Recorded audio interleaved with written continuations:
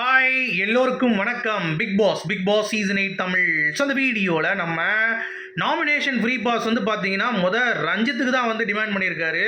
அதுக்கடுத்து தான் கொஞ்சம் கொஞ்சமாக போய் ஜாக்லின்ட்ட போய் அதுக்கடுத்து வந்து பார்த்தீங்கன்னா லாஸ்ட்டாக ரயானுக்கு போயிருக்கு அப்படிங்கிறத சொன்னால் நீங்கள் நம்புவீங்களா? அதை பற்றி அந்த வீடியோ டிஸ்கஸ் பண்ண போகிறோம். ஸோ வீடியோக்குள்ளே போகிறதுக்கு முன்னாடி நம்ம சேனலுக்கு நீங்கள் வந்து புதுசாக இருந்தீங்கன்னா கண்டிப்பாக சப்ஸ்கிரைப் பண்ணிக்கோங்க. வீடியோ மறக்காமல் ஒரு லைக் தட்டிக்கோங்க. இப்போ நம்ம வீடியோக்குள்ளே போகலாம். ஸோ இன்றைக்கி பிக் பாஸ் சீசன் 8 தமிழ் வேறு லெவலில் நாமினேஷன் ஃப்ரீ பாஸ்க்கு வந்து கொடுத்துட்ருக்காங்க. நான் என்ன கேட்குறேன், இன்னமும் எது கொடுக்குறாங்க?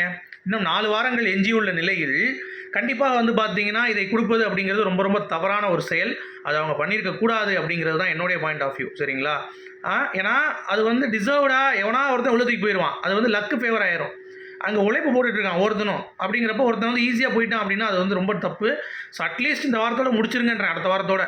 அதுக்கடுத்த வாரம் டிக்கெட் ஃபினாலே அப்புறம் எது கொடுக்காமே இருக்கலாம். டிக்கெட் ஃபினாலே கொடுக்குறதுக்கு NFP கொடுக்குறதுக்கும் சும்மா இருக்கலாம். ஸோ இது கடைசி டாஸ்னால அவ்வளோதான். இதுக்கு மேலே ஃப்ரீ ஸ்டார்ஸ் நல்லா பெர்ஃபார்ம் பண்ணாது யாருன்னு சொல்லி NFP கொடுத்துறாங்கடா தயவு செஞ்சு அப்படின்ற மாதிரி தான் இருக்குது. சரி, இப்போ செகண்ட் ரொம்ப பார்த்துருப்பீங்க. அதில் வந்து பார்த்தீங்கன்னா ஃபஸ்ட்டு வந்து இவங்க முத்துவோடைய கோட்டையை தகர்த்துருக்குறாங்க. ஸோ முத்துவுக்கு ரொம்ப அதிர்ச்சியாக தான் இருந்திருக்கும். ஏன்னா ஜாக்லின்ட்ட அவர் வந்து நிறைய விஷயங்கள் பேசினார். பட் கடைசியாக வந்து பார்த்தீங்கன்னா அவருடைய கோட்டை தான் தகர்க்கப்பட்டிருக்கு. அதுக்கடுத்து ரொம்ப ஃபைட்டில் ஜெஃப்ரியோடைய டீம் வந்து 2வது பிளேஸு, ஜாக்லின் அண்ட் டீம் வந்து ஜெயிச்சிருக்காங்க அப்படிங்கிறது பார்க்க முடியுது.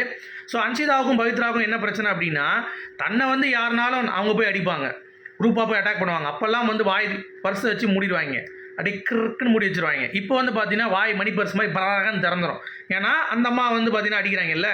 இப்போ டாஸ்க் வந்து அப்கிரேட் ஆகிருக்கு போல தெரியுது. ஒரு பொம்மையை வந்து பாதுகாக்கணும் அப்படின்ற மாதிரி போட்டிருக்காங்க. அந்த பொம்மை யார்கிட்ட இல்லையோ, யார் வச்சுருக்காங்களோ அவங்க தான் சேஃப் அப்படின்ற மாதிரி கடைசி வந்திருக்கும் போல். அவங்க 2 பேர் இருக்கிறப்ப, ஏன்னா முத்து வந்து இல்லை அந்த டைமில், அந்த சைடு தான் இருந்தாங்க அப்படிங்கிறத பார்க்க முடியுது. ஸோ அப்படி இருக்கும் பொழுது ஜெஃப்ரியும் வந்து பார்த்தீங்கன்னா அவனுக்கு கையில் வந்து அடிபட்டதுனால இந்த டாஸ்க் ஆடல அப்படின்ற மாதிரி பேசுகிறாங்க. ஸோ அதனால் 2 பேர் தான் ஆடிருக்காங்க அப்படின்ற மாதிரி தகவல். ஸோ அப்படி ஆடும் பொழுது நிஜமாக அவங்களுக்கு வந்து கோவம் வந்துருச்சு. அதனால் பவி வந்து பார்த்தீங்கன்னா அன்சிதா வந்து நீ தான் கடிச்சேன்னு சொல்லி ஜாக்லின் சொல்ல அந்த மாதிரி ஒரு பிரச்சனை ஆகி போச்சு அப்படிங்கிறது தான். சரிங்களா? இதில் வந்து நீங்கள் குறை சொல்ல முடியாது. ஏன்னா டாஸ்க்குங்கிறப்ப இந்த மாதிரி அடிகள், மிதிகள், உதைகள் படத்தான் செய்யும். அதுக்காக உட்காந்து சீரியல் மாதிரி அழகக்கூடாது. அதுக்கு நீங்கள் மெகா சீரியல் நடிச்சுட்டு போயிடலாம். பிக் பாஸ்க்கு வந்தது வந்து உங்களுடைய தவறு அப்படிங்கிறத நான் சொல்லிக்கிறேன். சரியா? அடுத்து இன்றைக்கி காலையில் லைவ் ஸ்ட்ரீமில் வந்து பார்த்தீங்கன்னா நம்ம சௌந்தர்யா வந்து ஒரே அழுக, என்னால் டாஸ்க் பண்ண முடியல அப்படி இப்படின்னு. அதாவது சௌந்தர்யா பொறுத்த வரைக்கும் என்னென்னா, நம்ம வந்து எதுவும் ரீச் ஆகலை அப்படின்னா, உடனே தப்பாக போயிருக்கு அப்படின்னா டக்குன்னு ஒரு அழுகையை போட்டு ஆடியன்ஸை கவர் பண்ணிடுவாங்க. ஏன்னா வெளியே இந்த PR டீம் என்ன ஒன்றா டக்குன்னு அவளை எடுத்து போட்டு பாருங்கள் அழுதுட்டு இருக்கா, இவள் சிந்திய கண்ணீர். ஏன்னா இவன் மட்டும்தான் சந்தீர் சிந்திரா பாரு உலகத்தில், வேறு யாரும் சிந்த மாட்டான். அந்த மாதிரி இவள் சிந்திய கண்ணீர், துடைக்க ஆள் இருக்கா, இவள் பாவம், இவள் வந்து ப்ரூட்டலி ஹானஸ்ட், இவள் வந்து அவ்வளோ பெரிய ஜீனி ஜங்கா ஜிகிரு ஜங்கா அப்படின்ற மாதிரி என்னத்தையா ஜிகிரு ஜங்கா அப்படின்ற மாதிரிலாம் போட்டு எடிட் பண்ணி ஒன்றுமே பண்ணாமல் சவுண்டுக்கு வந்து பயங்கரமான வந்து நடக்குது அப்படிங்கிறது பார்க்க முடியுது. ஆனால் முத்துவுக்கு வந்து பார்த்தீங்கன்னா அவ்வளோ எஃபர்ட் போட்டு அந்த டீம் தான் வந்து ஒழுங்காக விளாண்டுருந்தாங்க. அவங்களும் வந்து அழகாக முடிச்சிட்டாங்க. நான் சொன்னேன்ல ஜாக்லின் வந்து ரொம்ப ஸ்ட்ராட்டஜிக்கல் பிளேயர் அப்படின்னு சொல்லிட்டு. ஸோ அவங்க வந்து நான் நேற்றே சொல்லியிருந்தேன் ஜாக்லின் தான் வின் பண்ண போகிறாங்க அப்படின்னு சொல்லிட்டு. ஏன்னா அவங்க ஸ்ட்ராட்டஜி நல்லாயிருக்கும். முத்துக்குமரன்லாம் அந்தளவுக்கு வந்து யோசிக்கும் திறமை வந்து கிடையாது. ஸோ அவர் வந்து வெறும் பேச்சு நல்ல திறமை அவ்வளோதான் தவிர மற்றபடி ஸ்ட்ராட்டஜிக்கலாக ஜாக்லின் ஸ்ட்ராங். பேச்சு திறமையில் ஜாக்லின் கிடையாது. முத்துக்குமரன் அடி வாங்குவான், பாட்டுன்னு அடிச்சு போயிடுவான். ஸோ அதனால் ஒவ்வொருத்தவங்களுக்கும் ஒரு குவாலிட்டி இருக்குது. ஸோ இந்த பிக் பாஸ் வந்து பார்த்தீங்கன்னா அந்த அளவுக்கு தான் போயிட்டுருக்கு அப்படிங்கிறது பார்க்க முடியுது. சரி, இப்போ நியூக்ளியரா நாமினேஷன் ஃப்ரீ பாஸ் அதுக்கு வருவோம்.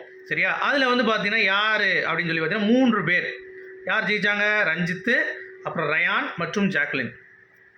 என்ன பண்ணியிருக்காங்க அப்படின்னா, இவங்க வந்து ரயானுக்கு போட்டிருக்காங்க ஃபஸ்ட்டு ஜாக்லின். உடனே ரயான் வந்து பார்த்தீங்கன்னா நான் வந்து ஜாக்லின் போடுறேன்னு இருக்கேன்.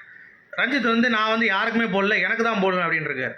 என்னடா அது புதுசாக இருக்குது அப்படின்னு சொல்லிட்டு இவங்க 2 பேர் முதல்ல விளாண்டுறப்ப ஒன்று போட்டு அதுக்கடுத்து ஏதாவது முடிவு பண்ணிக்கலாம்னு பிளான் பண்ணியிருப்பாங்க போல தெரியுது. ரஞ்சித் வந்து நான் எனக்கு வேணும்னோடனே அதை எப்படி போட முடியும்னு சொல்லிட்டு ஜாக்லினுக்கு ரயான் மாற்றிருக்கான். ஜாக்லின் ஒன்று இருக்கா, ஜாக்லின் அப்புறம் 2 ஜாக்லின்னொடனே ஜாக்லினுக்கு வந்து மனசு கேட்கல, அது எப்படி எனக்குன்னொடனே ஜாக்லினுடைய ஓட்டை வந்து ரயானை கொடுத்துட்டா. ஸோ ரயான் தானே போட்டுக்கிட்டான். ஸோ இப்போ வந்து பார்த்தீங்கன்னா ரயான் வந்து கடைசியாக மாறிட்டான். ஸோ ஆக்சுவலாக ஜாக்லின் வந்து கிடைச்ச ஒரு விஷயம் தான் நாமினேஷன் ஃப்ரீ பாஸ். அவங்க தான் வந்து வெற்றி.